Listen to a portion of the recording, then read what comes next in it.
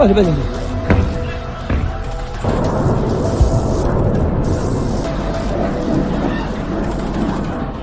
পর এক শক্তিশালী মিসাইল হামলা করে যুক্তরাষ্ট্র ও ইসরায়েলের রাতের ঘুম হারাম করে দিচ্ছে ইরান।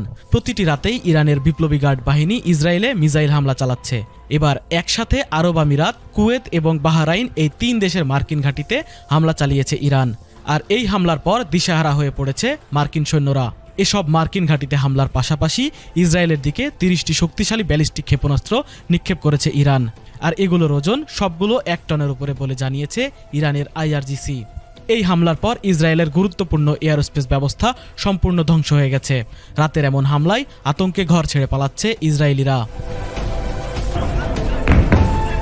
ইরান এখন শুধু ইসরায়েলেই হামলা করছে না, তারা 3 দেশের মার্কিন সেনাদের উপরেও ব্যাপক হামলা চালিয়েছে। মধ্যপ্রাচ্যের দেশগুলোতে থাকা মার্কিন ঘাঁটিকে নিশানা করে এই হামলা চালাচ্ছে তেহরান। যদিও এই যুদ্ধে এখন পর্যন্ত সবচেয়ে বেশি ক্ষয়ক্ষতি হয়েছে ইরানের, তারপরও ইরানের পাল্টা হামলায় নাকানি জুবানি খাচ্ছে নেতানিয়াহু ও ডোনাল্ড ট্রাম্প। এই যুদ্ধে ইরানকে যুদ্ধবিরতির প্রস্তাব দিলে ট্রাম্পকে কঠিন শর্ত দিয়ে কঠোর হুঁশিয়ারি দিয়েছেন মুস্তফা খামেনি। আর এরপর থেকেই শক্তিশালী মিসাইল ছুড়ে ইসরায়েল ও মার্কিন সেনাদের রাতের ঘুম হারাম করে দিচ্ছে ইরানের বিপ্লবী বাহিনী। আল জাজিরার এক প্রতিবেদনে জানানো হয়েছে, ইরানের নৌবাহিনী দাবি করেছে মধ্যপ্রাচ্যের বিভিন্ন দেশে অবস্থিত মার্কিন সামরিক ঘাঁটিতে তারা একাধিক দফায় হামলা চালিয়েছে। ইরানি গণমাধ্যমের খবরে বলা হয়েছে, ইসলামিক রেভলিউশনারি গার্ড কর্পসের নৌবাহিনীর প্রধান অ্যাডমিরাল আলী রেজা তাংশিরি জানান, ইরানি বাহিনী মার্কিন বাহিনীর বিরুদ্ধে ধারাবাহিক কয়েক দফা হামলা চালিয়েছে।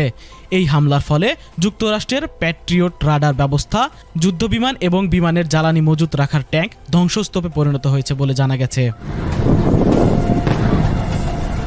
এদিকে ইরানের সাথে ট্রাম্প যখন কোনোভাবে পেরে উঠছে না, ঠিক সেই মুহূর্তে যুদ্ধে অংশ নিতে 2500 মার্কিন স্থলসেনা পাঠাচ্ছে যুক্তরাষ্ট্র। তবে এসব স্থলসেনাদের নিয়েও কঠোর হুঁশিয়ারি দিয়েছে ইরান। এই যুদ্ধে যুক্তরাষ্ট্র ও ইসরায়েলকে চরম মূল্য দিতে হবে বলে জানিয়েছে